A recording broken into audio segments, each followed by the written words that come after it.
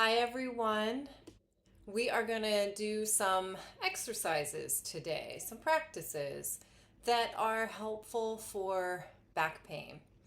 So, you know me, I like to be able to show you inside your body where we're going to be working. So, I am going to share my screen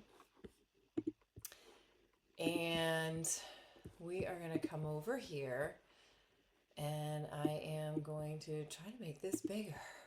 All right, so this is a web page. This is spine-health.com. They have a lot of really great information about back pain, back anatomy. So I wanted to take the time to show this. And the next time you watch this video, you can always just fast forward and go right to the exercises. But I think it's really helpful to kind of have that x-ray vision into our bodies. And it just helps us to visualize as we're moving. So when we have back pain, it can be for a variety of reasons. And one of the reasons can be these little suckers right here. So these are your spinal nerves. And L5 and S1 is an area that a lot of people have issues with. And this can be kind of a tight area in our body. And so sometimes these nerves can get a little impinged. And you can also see, look at this huge sciatic nerve that is coming out of here. So if we have issues in this area of the body, we might also have some issues with our sciatic nerve. So I want to come up here. This is our pelvis, our skeletal pelvis. This is going to be important in the work that we do because we are going to be creating space in these joints and moving them a little bit. So this is your sacroiliac joint because this is where your sacrum and your pelvic halves come together.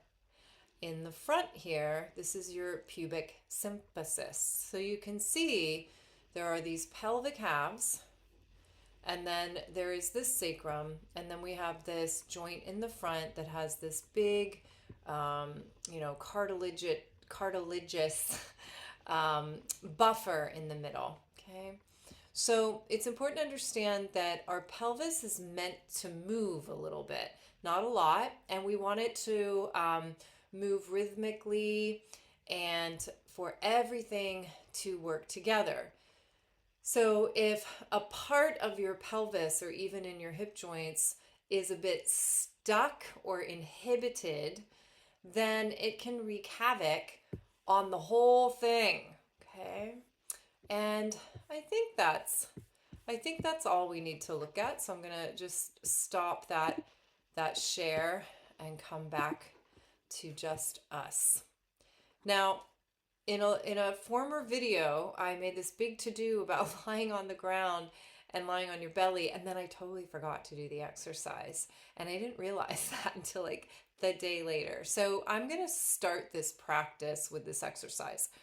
I made a big deal out of it because if it's not comfortable for you to lie on your belly, it's totally okay. You can sit on the floor, you can sit in a chair, and what you'll do is create the floor. So like a bunch of pillows or roll up a blanket and just pull it to the belly. Something to create that connection and that relationship feedback. Okay, so let's come back to the mat, and I'm going to bring some props with us. If you don't have these props, you could use a rolled up towel, but if you are starting to develop a home program for yourself, for body care, for movement, it's worth it to invest in some of these simple props. So this is a Pilates ball. It's also called a Gertie ball. This one's a little small. I would recommend like a 9-inch. You can blow it up. You can let some of the air out for different practices. A pair of yoga blocks is awesome as well. And I also recommend putting something underneath your head, whether it's a blanket or a thin pillow. So those are some basic props that we could use. So this first practice, let's lie on the belly. No blanket. Overlap your hands and let your forehead rest on your hands. Okay? Legs can just be long on the mat. And let's take them parallel. That means that the bottoms of our feet are going to shine up to the ceiling rather than we kind of have the legs open and rotated out. So taking those legs parallel. Okay? And we're just simply going to breathe here. Notice how your belly moves into the ground. It gets that feedback. So developmentally, belly down time is building tonal support. It's more than muscular. It's like whole body tone. And that tone is support for the back. Okay. So something as simple as lying on your belly for a few minutes a day can actually strengthen your body. I know that sounds sort of strange, right? But it can actually strengthen your body on a tonal level because there's a flexor tone that we're creating. When we lie on our belly, our body will go, it'll kind of pull up away from the ground. So on the belly, it's going to be the front doing that. So that's like flexion. That's like if we want to curl into a little baby ball, that direction. When we lie on our back, that's toning the back of the body, supporting the front. And that's more extensor tone, like we would want to do a back bend. Okay?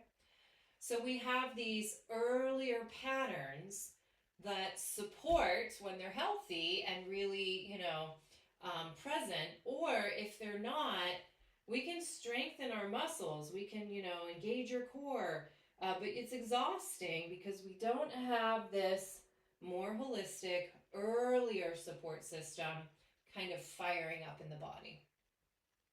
So we're just continuing to breathe. So believe it or not, I was doing all that talking and you were just lying there, except you weren't. You were actually doing a practice.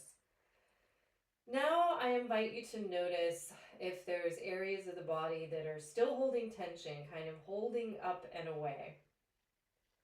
And then as long as this feels good, I want you to press down into the ground. And now you're trying to lift your belly away.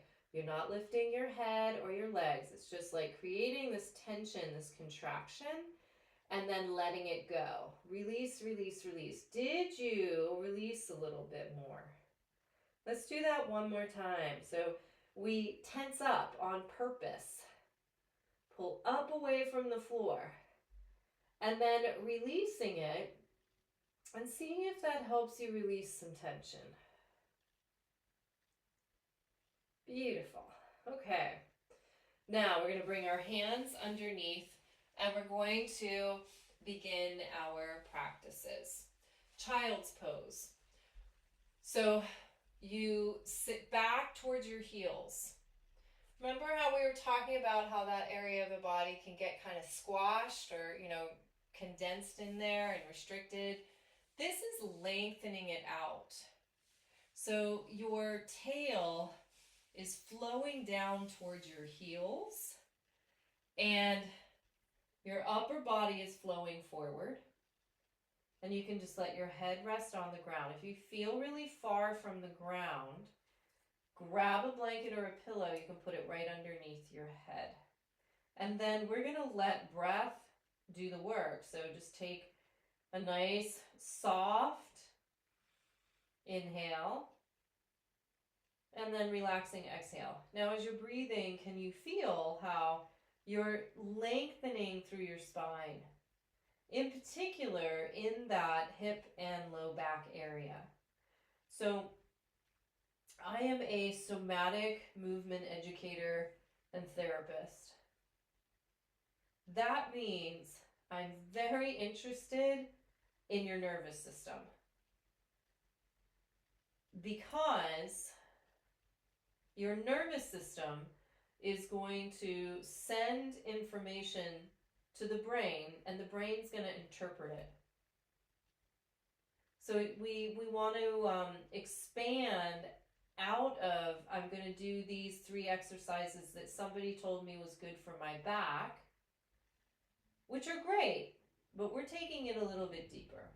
If we can get that nervous system out of that sympathetic kind of, hypervigilance, which is where the holding is going to be and maybe more pain signaling, and into more of a parasympathetic rest digest, you may experience less pain. Let's just take a couple more breaths. And then go ahead and bring yourself up. Now we're going to move into what we call cat-cow. So I want you to just pat the top of your head. And then can you tippy your tail? Yeah, pat the tippy tip of your tail. So we want to make sure that we're doing this from the tip of the tail and the crown of the head. And you're going to go ahead and round your back. We want this to be even. So in this cat, it's easier to round the upper back. So focus on the lower back, that sacrum and your tail, and let it open. Now we're going to go into your cow. We want to be conservative with this, because as we go into extension, we're actually closing the back of the pelvis. So we don't want to, constrict, kind of contract in there. See if you can find length, reaching the crown of the head that you tapped and your tail out. Let's do it again. And now let's focus on the front of the body. It's actually coming up. If you were like a sponge, your front of your body would feel like it was getting this nice little, condensing, gentle squeezing that gives support for your back. So your back can open up really, really wide. So not only do we feel length from the head to the tail, can we feel wide from our right side to our left side? And then going into your cow, see if you can keep as much of that wideness as possible as you lengthen. And can you keep that sense of your whole front, staying lifted and supportive? And then let's do that 2 more times. So head to tail, but also wide. And we're going slow so that we can notice any stiffness, any pain, any numb places, and see if we can play around and get that to shift a little bit. And then going into cow. Let's do 1 more time. We're going to round. Now I like to exhale as I go into cat, and then inhale as I go into cow. You might prefer something different. Honestly, it doesn't matter as long as you feel like you're, in your body, you're breathing. And then just 1 more to your cow, and then finding neutral. Sitting back into child's pose. You can bring your arms in. It might feel nice to let your head rest on your hands. You could also come all the way in. So again, exploring what feels relaxing and settling to you. Take a few breaths here. And then we're going to go ahead and come on up. Now we are going to come on to our back. So let's grab that pillow, that blanket that is going to lift our head up with the rest of the spine. And we're going to grab our props. Like I said, if you don't have any today, go grab a couple of towels, yeah? And if you have 2 yoga blocks, you'll use the yoga blocks. What's nice about the ball is that it's like a little squishy, so it helps us to feel this expanding and condensing quality of movement that we want, rather than I'm going to like hold something, right? Like I'm going to contract and hold. I call it the Arnold Schwarzenegger, or like when you see the bodybuilder competitions and they hold their poses so they make their muscles pop out. We're not going for that. So the ball is going to go in between the inner thighs, and then you're going to bring your feet, as close in as you can with the ball. We're trying to get the heels in line with what we call our sits bones, which are down at the bottom of the pelvis. Now we're going to take the yoga block and place it in our hands. If it's comfortable, you can have your elbows down. You could also have them out here. Just don't turn into Arnold. Keep the body open and wide. Now, this is an isometric practice. This is to strengthen to the midline. You'll feel the energy go through the center, okay? What we want to notice is, does one side want to do it first? Does one side want to do more? We want to even everything out. When we squeeze the ball, we are really taking the front of the pelvis in a little bit. I'm going to use the word narrowing it. And we're taking the back of the pelvis and it's actually opening a little bit in those joints, okay? So again, we're really looking to create that space in the back, and then we're creating all of this strength in the front to support the back, okay? So here we go. All you're going to do is just take a nice breath in, and on your exhale, give your ball and your yoga block a squeeze. Now, do about, I'm going to say 50% of what 100% would be for you. And then you're going to release, okay? Noticing, is one side wanting to do more or go first? Can you balance that out? You're pressing into the block, you're pressing into the ball.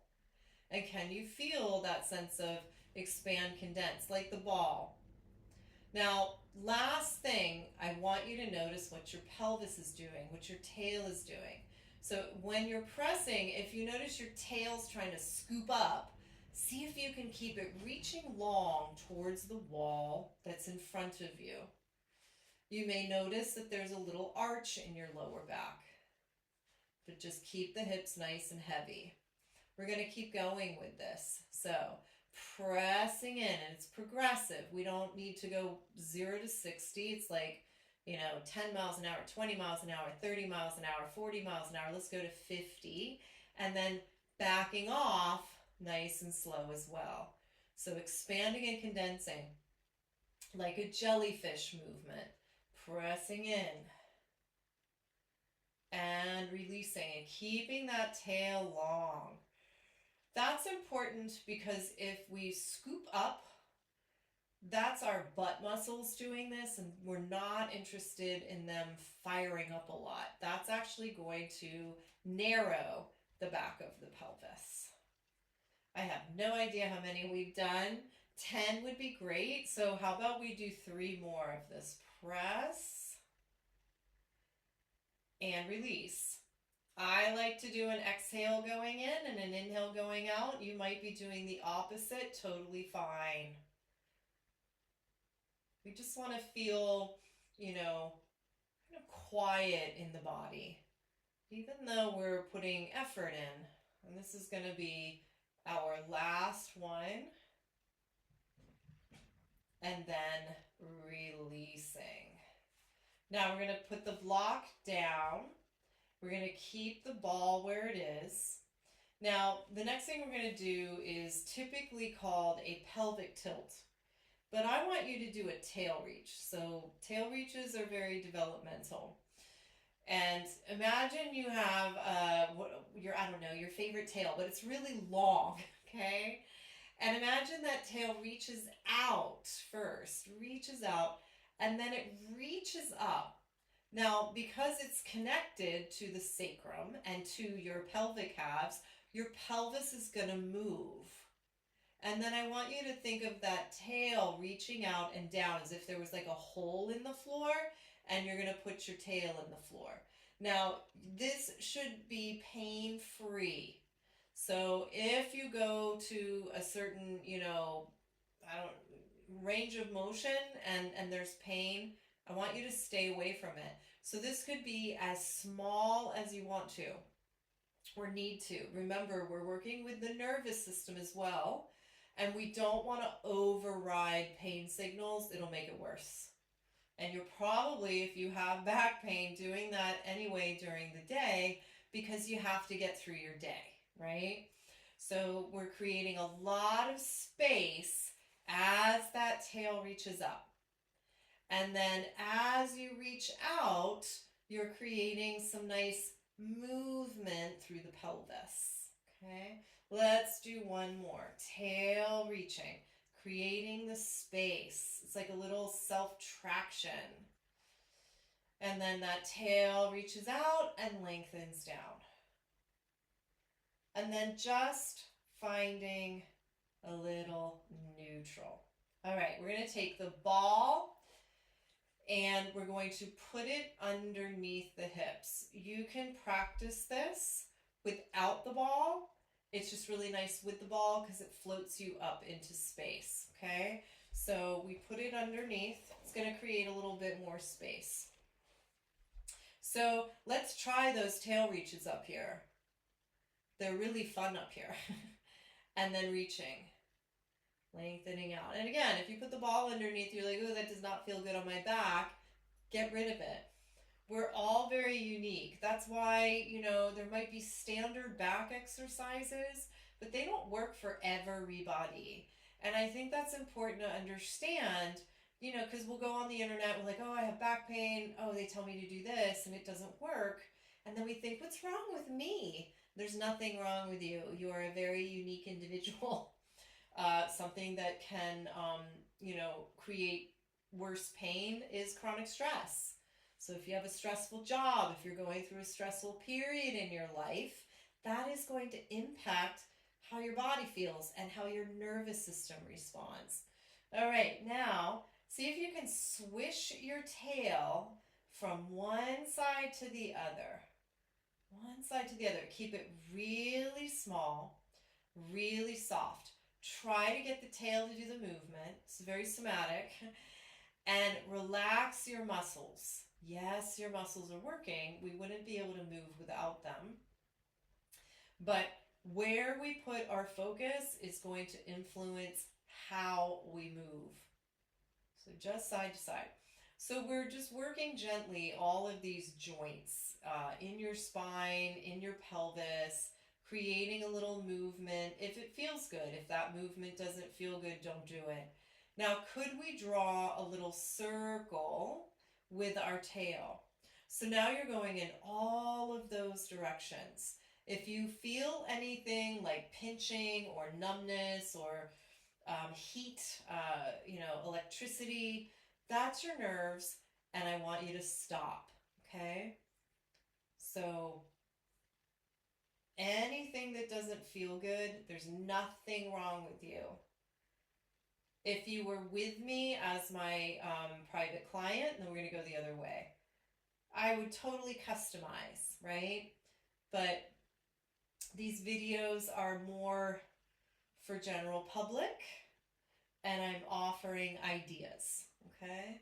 So circling around, noticing if you're gathering tension in your shoulders, softening. Let's do one more. And then just arriving back to the center. And I want you to just let your pelvis float and take a breath or two.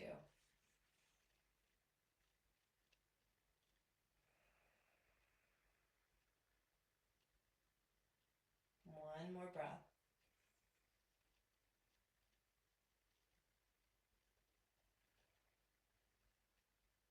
Now we'll go ahead and take the ball out from underneath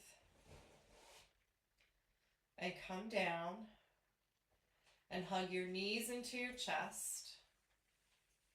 This is opening up the back as well, that lower back area, that sacroiliac area, that L5, S1 area, and then we're going to take 4 rounds of breath here to finish. Here we go.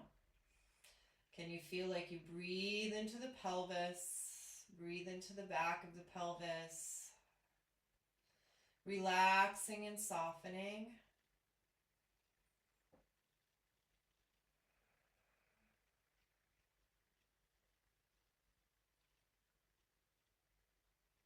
And then when you're ready, just put your feet down.